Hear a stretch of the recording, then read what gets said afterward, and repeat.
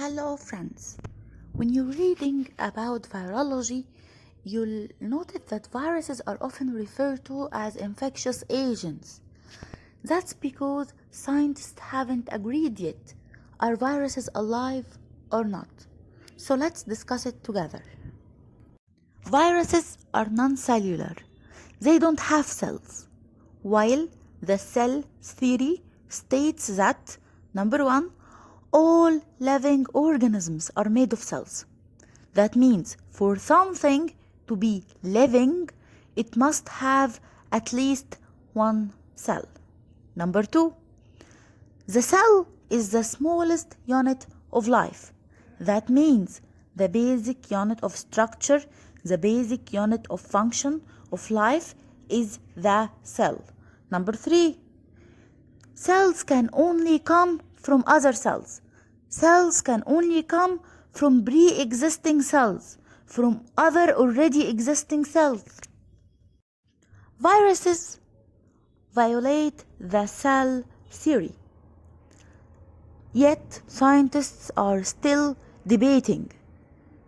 Viruses outside the cell, outside the host, the virus particle can't grow, can't replicate, can't carry out any biosynthetic or biochemical functions. They are metabolically inert. While inside the host, the virus seems alive. For instance, it can replicate. See, life is not black and white. There are gray areas. Let's discuss it again. Viruses are not cells, which means they don't have the protein synthesizing machinery. They don't contain ribosomes. They can't make protein. Also, they do not have the energy synthesizing machinery. They don't have a mitochondria. They can't break down carbohydrate to produce energy. They can't do metabolism. They are metabolically inert. For those two reasons, viruses must have a host. They must take over the host machinery, hijack the cellular machinery of the host, and use it to replicate itself, use it to reproduce. Organisms that do that are called obligate intracellular parasite. It's obligatory for them to be parasitic.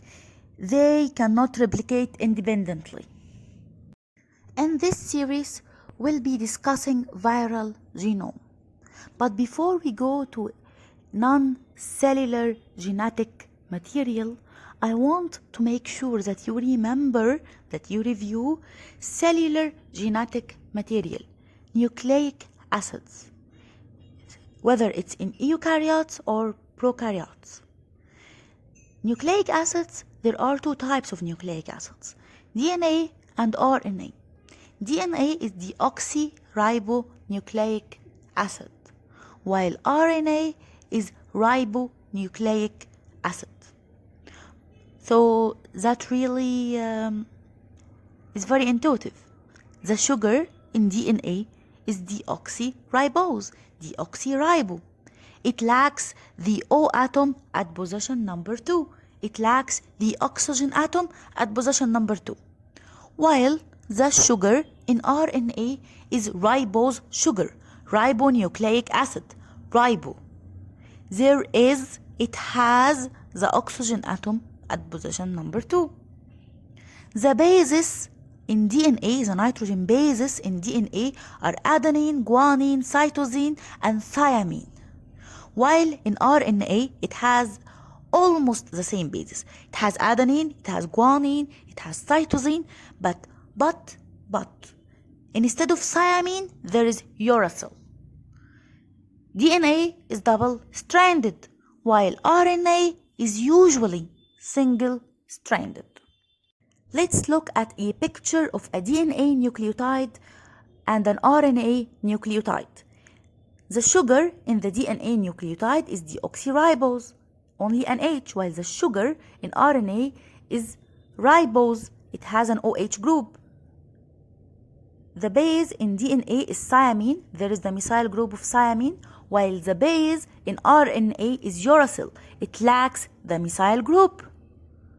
Okay. DNA is usually double-stranded while RNA is usually single-stranded.